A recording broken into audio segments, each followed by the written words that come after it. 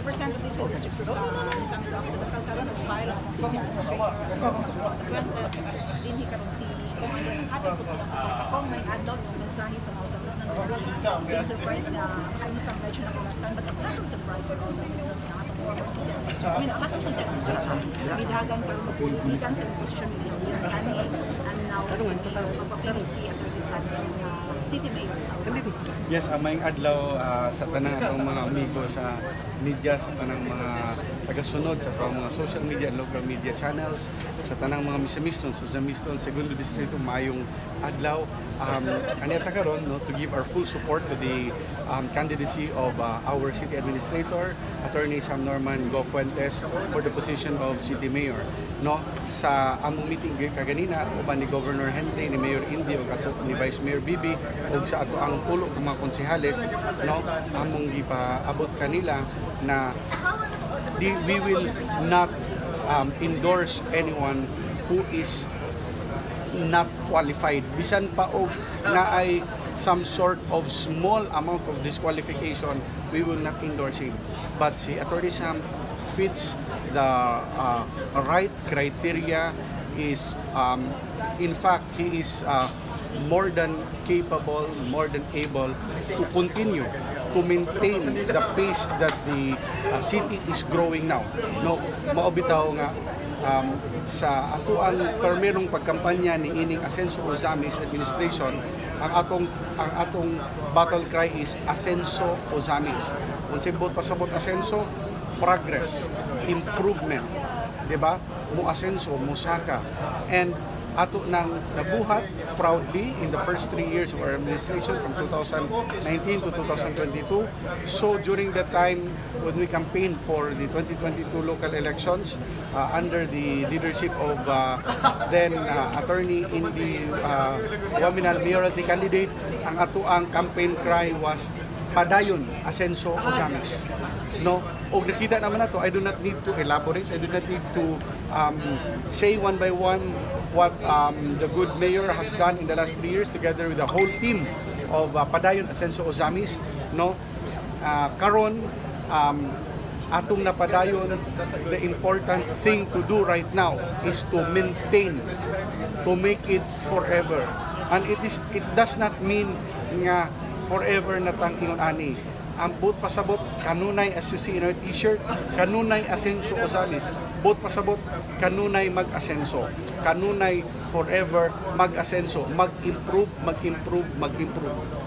No, so that is the battle cry now, and we are very much confident, and we assure you, no, kung unsa yung nakita under in the last 6 years of the Asenso Ozamis and Padayon Asenso Ozamis administration, we assure you that under the leadership, under the stewardship of our incoming mayor, Attorney Sam Norman Go Fuentes, with the same team, Vice Mayor Bibi Neri and our 10 councilors, no, padayon nga paspas ang pag-asenso sa ato ang dakbayan.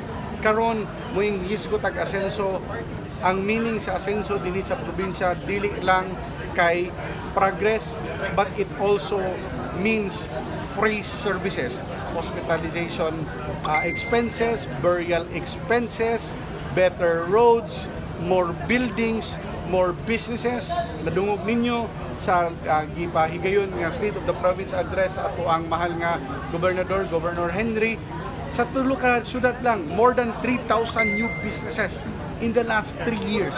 So that is Asenso. Dinhi sa ato ang probinsya, Asenso has a real meaning. No? So importante nga mapadayon, mahimong kanunay ang atong pag-asenso. And under the leadership of our incoming mayor, Attorney Sam Norman Fuentes, siguradong padayon ang pagkanunay sa pag-asenso sa atong dakbayan. Kung dili lang sa atong dakbayan, apil na sa atong distrito o sa atong tibok probinsya.